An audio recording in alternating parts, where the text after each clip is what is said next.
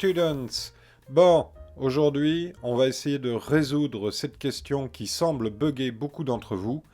Comment je fabrique un bon abstract en anglais pour mon mémoire? Peut-être que je vais spoiler les choses en vous disant, ça n'est pas compliqué. On va suivre quelques points de méthodo et vous saurez enfin ce qui se cache derrière ce terme d'abstract. Et une bonne fois pour toutes, ce sera cette méthode-là à appliquer pour valider la partie en anglais du mémoire, c'est-à-dire l'abstract.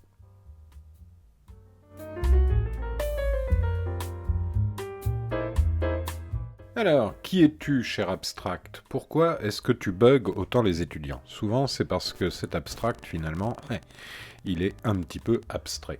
Alors, pour le désabstractifier, pour le rendre plus compréhensible, je vous présente la recette magique avec ses ingrédients, le contexte qui amène à votre sujet de mémoire, la question que pose votre mémoire, l'hypothèse que vous exprimez dans le mémoire, la méthodologie que vous avez utilisée, et, en option, une conclusion qui peut contenir soit le but de ce mémoire, ou bien une ouverture vers des recherches complémentaires. Et surtout, n'oubliez pas les mots-clés, les keywords. Bon, une fois qu'on a réuni tous ces ingrédients, à quoi ça ressemble un abstract? Ce que vous voyez ici, c'est le premier exemple des deux abstracts que vous trouverez attachés en PDF et qui vont vous permettre, avec cette beautiful mise en couleur, de mieux comprendre ce qui compose la recette de l'abstract. Le contexte, la question, la méthodologie et l'hypothèse. Dans cet exemple-là, vous voyez qu'il y a même 2 fois la méthodologie. Et on verra ce qu'il y a dans la première partie et dans la seconde partie de cette méthodo. Afin de mieux comprendre, vous aurez des couleurs qui vont être constantes. Le contexte sera toujours en jaune, la question sera toujours en rose, et la méthodologie sera en vert. L'hypothèse sera en turquoise, et tout à l'heure, quand on aura l'occasion de voir le second exemple, qui contient une conclusion qui ouvre vers d'autres recherches, on utilisera aussi la couleur orange. Mais ça, c'est une autre histoire, et on le verra tout à l'heure. Quand on rentre maintenant dans cet abstract, on se rend compte que la mise en place, l'introduction qui présente le contexte et qui amène au sujet du mémoire, eh bien, il peut avoir différentes longueurs. Ici, on a une introduction qui est relativement compacte, mais quand même costaud. Toujours sur cette intro, ici, la version en anglais. On est face ici à quelque chose qui nous dit que les hôpitaux connaissent de nombreuses transformations, que ces changements ont impacté les professionnels dans leur capacité à s'adapter. Ok. Face à ces diverses évolutions, le rôle du cadre de santé est de manager, blablabla.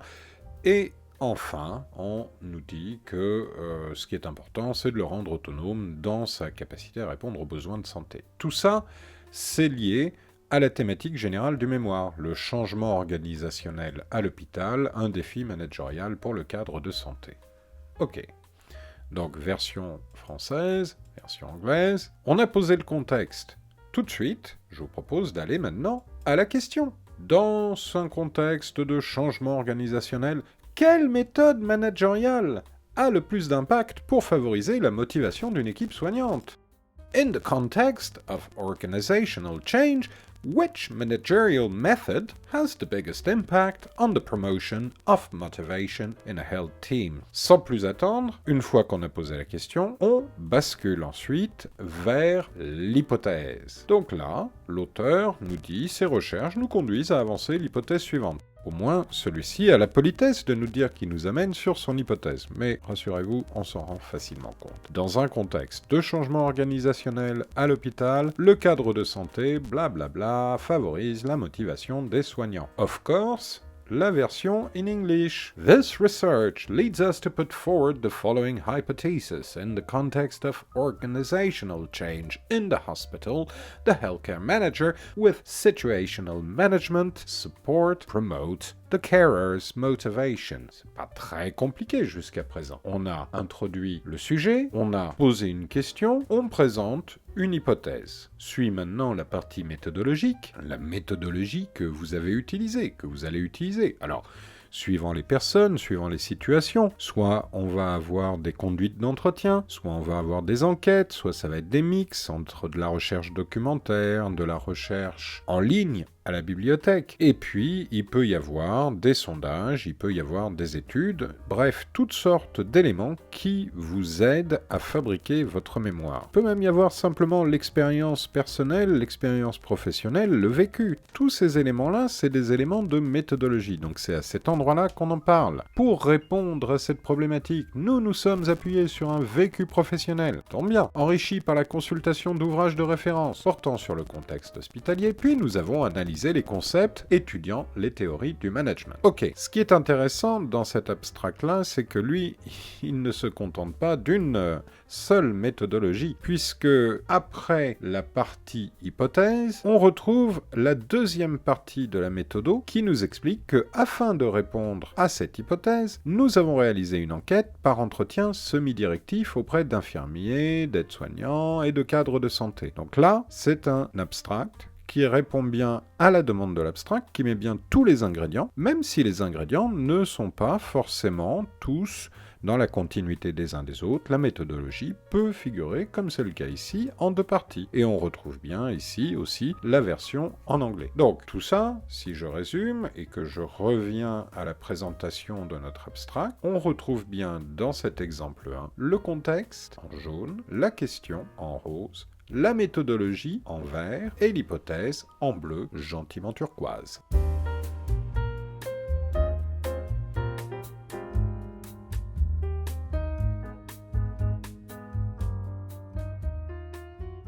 Je vous propose maintenant de regarder notre deuxième exemple. La structure va être un petit peu différente, et en plus, on aura ajouté un petit élément exotique, une conclusion ouverte, une sorte d'épice supplémentaire. Donc, le contexte en jaune, la question en rose, la méthodologie en vert, l'hypothèse en bleu turquoise et cette conclusion dans un magnifique orange. Là, on voit quand même que l'auteur de cet abstract nous a bien mis une bonne quantité de contexte pour qu'on comprenne bien ce qu'il en retourne et d'où ces choses viennent.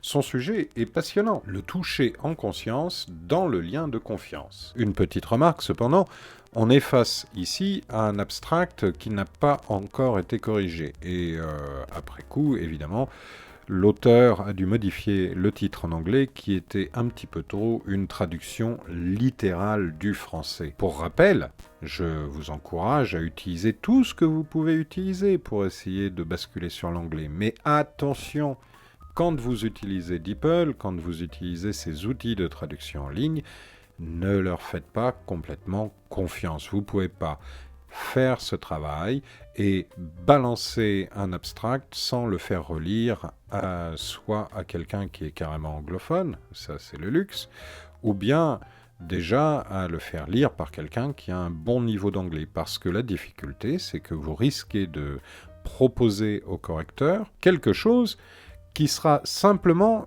un transfert du français vers l'anglais, mais qui ne sera pas de l'anglais. Donc, attention à cette histoire de traduction. Je suis à 100% pour les traducteurs automatiques, Google Translate, DeepL, Lingui, tout ce que vous voulez. Il n'y a pas de souci, mais par contre, attention, ne leur faites pas complètement confiance. Alors, cette fois-ci, on a bien vu le contexte. Version en anglais, version en français, peu importe. On passe maintenant à la partie question. Comment se crée la relation de confiance avec le patient? Quelles sont ses particularités? Quelle est la place du toucher? Donc là, si on regarde en anglais maintenant, how does one establish a relationship with the patient? What are its distinctive characteristics? How does touch this relationship? Et là, on voit que ça n'est même pas corrigé. Mais ça n'est pas grave, parce que pour nous, qu'est-ce qui nous importe dans cette histoire? C'est de comprendre comment ça fonctionne. Donc, en jaune, le contexte, la mise en place. En rose, la question. Et puis maintenant, on va voir la méthodologie. Alors ici, on est un petit peu plus classique. La méthodo n'est qu'en une seule partie. Et ça fonctionne très bien. After an in-depth study of the literature already published on the subject, and in order to compare them with the reality on the ground, I interviewed 4 nurses in semi-structured interviews, 2 medical oncology workers and 2 palliative care unit workers. Donc là, l'auteur nous explique qu'il a interrogé 4 infirmières dans le cadre d'entretiens semi-directifs. Et l'auteur de cet abstract nous dit aussi que c'était pour pouvoir les confronter à la réalité du terrain. Donc, autre méthodologie par rapport à l'exemple 1. Mais une méthodologie qui est complètement valable aussi et qui est exprimée ici dans l'abstract. Ça a tout à fait sa place. La recette est plutôt réussie, même si les traductions en anglais auront besoin d'être corrigées. Et puis, on en arrive ici à la phase hypothèse. Alors, vous remarquerez que la méthodologie a été en 2 parties dans l'exemple 1, une première partie avant l'hypothèse, une deuxième partie après, puisqu'il y avait une suite logique, une raison logique d'expliquer ça comme ça. Ici, on a bien notre méthodo qui est en une partie, et puis on arrive très rapidement à une hypothèse qui se trouve après la méthodologie. Ça n'est pas grave. Ça n'est pas un problème. Donc, the results led to several observations. On nous déroule ensuite plusieurs hypothèses. The use of touch may only take place if one has properly grasped the patient's emotional background as well as their needs. Finally, the touch will become intuitive as long as a will is associated to the act itself. And before that, they say that it's often associated with other relational skills that contribute to a relaxing atmosphere for the patient. Donc, tous ces éléments sont là pour évoquer l'hypothèse qui est exprimée dans le mémoire. Et on vous l'avait promis, et là, on tient nos promesses. Ici, le petit épice, la conclusion qui ouvre à d'autres questions. Ainsi, après la question de l'intention vient celle de l'intuition avec une réflexion sur la spontanéité du soignant dans sa relation avec le patient qui fera l'objet d'une autre recherche. On a envie de connaître la suite des aventures du toucher en conscience dans le lien de confiance. Thus, after the question of intention comes that of intuition, with a reflection on the caregiver's spontaneity in this relationship with the patient, which will be the subject of another search. There you go. Donc, on a bien réuni au sein de notre recette toujours les mêmes ingrédients, le contexte en jaune, la question en rose, la méthodologie en vert, l'hypothèse en turquoise et la conclusion ouverte, petite épice qui va bien dans cet abstract-là, en orange. Par contre, mesdames, messieurs, n'oubliez pas les keywords, les mots-clés. Par rapport à ça, il n'y a pas de quantité indiquée. Le rôle des mots-clés ici, c'est pas tellement pour faire plaisir à un examinateur ou aux gens qui corrigent votre abstract, mais c'est pour que une fois que votre mémoire sera archivé, eh ben, il apparaîtra dans les résultats de recherche et c'est les mots-clés qui serviront à ça. Allez, j'espère que tous ces éléments mis bout à bout vous auront bien permis de comprendre comment on fabrique un abstract et d'arrêter de vous bugger.